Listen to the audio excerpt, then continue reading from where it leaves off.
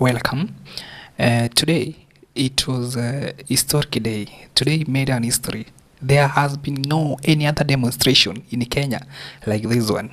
Kulikuwa uvamizi wa bunge, kulikuwa na kuchomwa na ile City Hall, ile ofisi ya governor, na baadhi ya nyumba ama basi mali ya wabunge mbalimbali wanaodaiwa kupiga ndio kwenye Finance Bill 2024. Kama vile Oscar Sudi, klabu yake moja ilichomwa vibaya na kuweza kuharibiwa vibaya. Kimani Ichung'wah, ofisi yake basi iliweza kuchomwa na kuharibiwa, na hata Kimani yule mbunge basi ambaye hako katika ile komiti ya fedha. Kwa hivyo today na watu waliweza, demonstrators invaded the parliament. Unaona, waliweza kuingia mpaka kule bungeni, wakaweza kuingia kwa Senate na kaweza kufanya uharibifu. They entered the parliament, na mweza kuona some of the MPs walikuwa huko ndani, walikuwa stuck mpaka there was evacuation of the Senate Speaker Everson King, ambaye alikujiwa na ambulance akapelekwa mbio. Kwa hivyo today's demonstration ita make history, na it is sending just a signal that a youth wako wamechoka, they are tired with their administration na wanataka change, na waogopi kabisa. There's nothing they fear, and this is, my friends, let me say this, I'm so perplexed, I'm so petrified. In fact, I'm so disappointed by the police, and sometimes, wacha tukae honest, sometimes si mkose ya polisi, ni wenye wanawatumia, they use them, wanawatumia vibaya sana. The police used excessive force kwa watoto, kwa vijana wadogo ambayo basi walikuwa wana exercise their constitutional rights.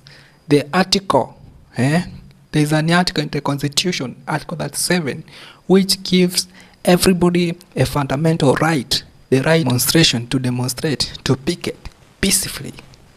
So police walikuwa wanatumia leo like bullets, na habari zinanifikia kwa saa hizi ni kwamba zaidi ya watu 20 wameweza kufariki, na zaidi ya watu 100 wako na injuries. But I want to thank the young people who turned in large numbers. Young people, it is time now to raise voices. Unajua watu wadogo, vijana, Gen Zs hawajai husika kwenye maandamano. It was the first time, and it has sent a signal to the Statehouse.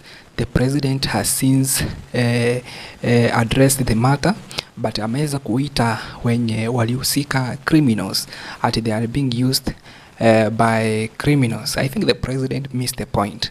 Lakini this is panic. I think the president panic. From his speech, you can actually see that there were panic at the Statehouse, so they don't know how to handle this matter. I think the president has got advisors, aenda kae na wao chini waweze kudiscuss venye wanaweza tatua hili jambo isifike basi.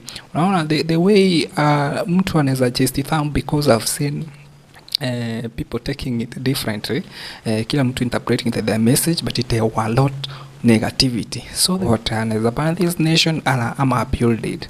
So the president should get down into serious business and address the issues affecting the young people, which is kwanza hii punitive taxes, which is just the thumping that is going to sign our MPs, the petroyers, wasaliti wakubwa, our MPs.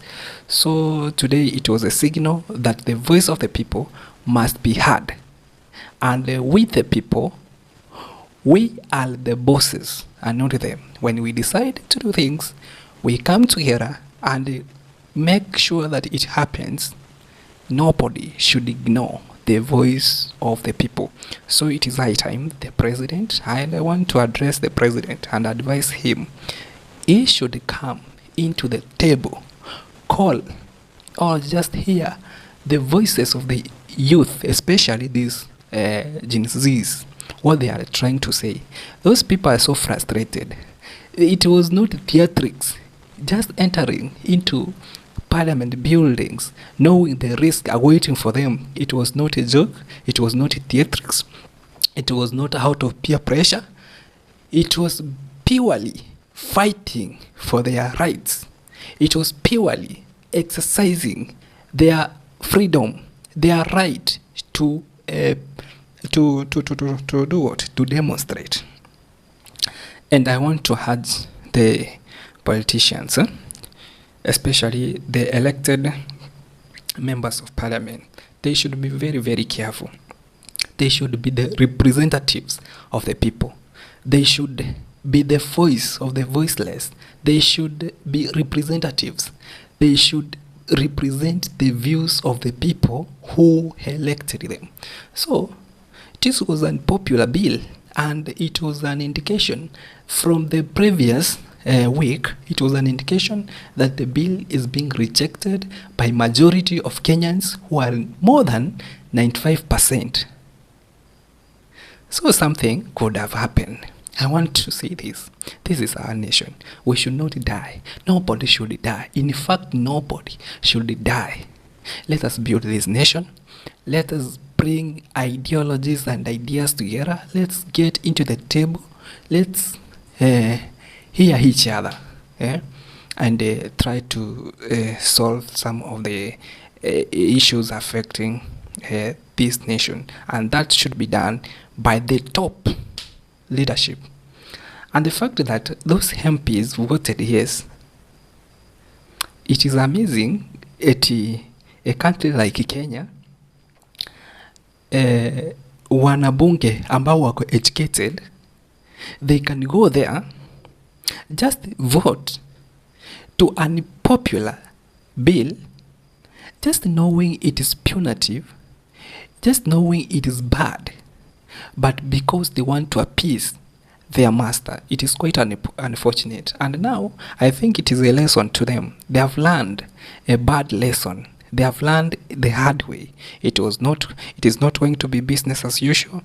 So it is high time that they should rise up, and it is not too late. They should actually ignore and reject the Finance Bill 2024.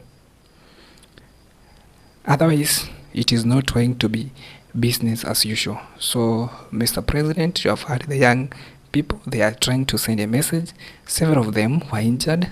Some of them died, and they died knowing that they will die there. Knowing that anything can happen. It is not the first time that something like that has happened. If he has business, he should now call everybody into the table. He knows that power belongs to the people, and when people want to take it, they can take it. So up to now, ameweza kudeploy the military so that wasaidiane na polisi, and that is the state. Wameweza kusema ni security emergency. So that is the situation today. It was running battles between the police and the protesters. So we are just waiting to see how things are going to unfold. And I want to just send a word of condolences to those who lost their lives. They died in the line of duty, just exercising their constitutional freedom, just exercising their constitutional right to demonstrate when things are not good, right to air their voices. But unfortunately, the government decided to eliminate them. The government decided to treat them as criminals. Those are children. Some of them are university students. Some of them are graduate. Yani ni watoto tu. Maybe they are frustrated. Maybe some of them don't have jobs. Maybe some of them, as venye nilikuwa nawasikia, wengine basi wameweza kusema kwamba acha tujisimamie ama tuunde kampuni zetu za kibinafsi basi kama hakuna kazi kwa government. Na mnakuja mnapitiza sheria ambayo inakuja kukandamiza mwananchi wa kawaida. Hapana, sisi zote what I can say is my views now.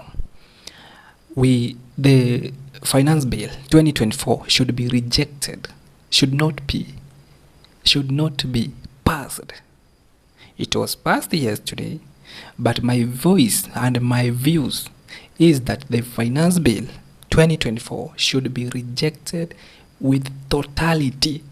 There is not even amendments. No, it should be rejected. With the view of Kenya, let us stand for the right, for the justice. Let's stand together, tukuje pamoja, tuweze hear our voices. Let us not fear. It is time that we should not sit back and see venye hii country basi inaharibiwa na wachache kabisa. Wacha tusimame kidete, tujikase kabisa, tuweze kupigana ama kupigania hii taifa letu tukufu, na tusione taifa letu likichomeka na tumenyamaza. Tusikue intimidated, tusitishwe.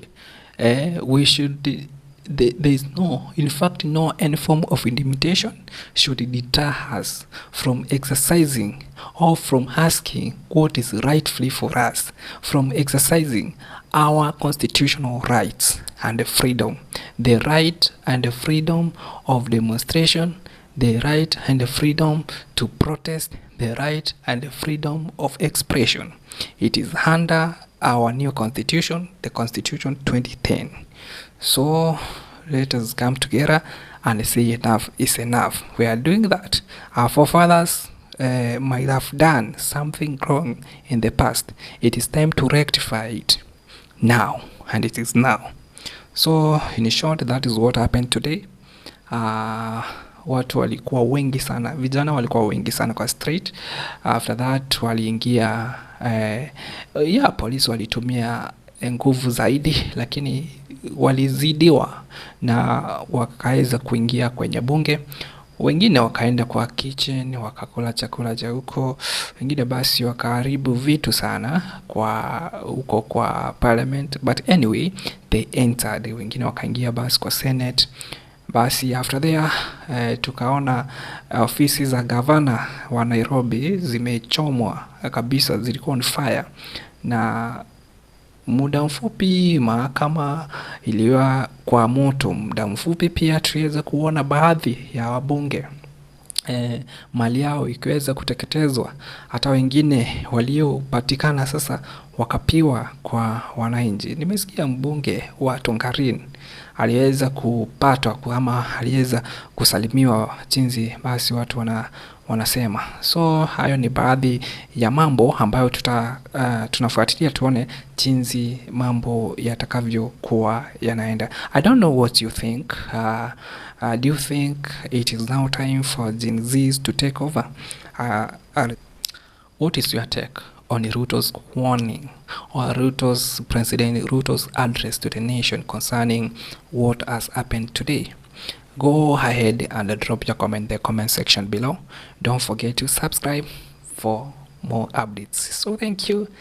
Until next time, my name is SC Bon. This is Bon TV Kenya.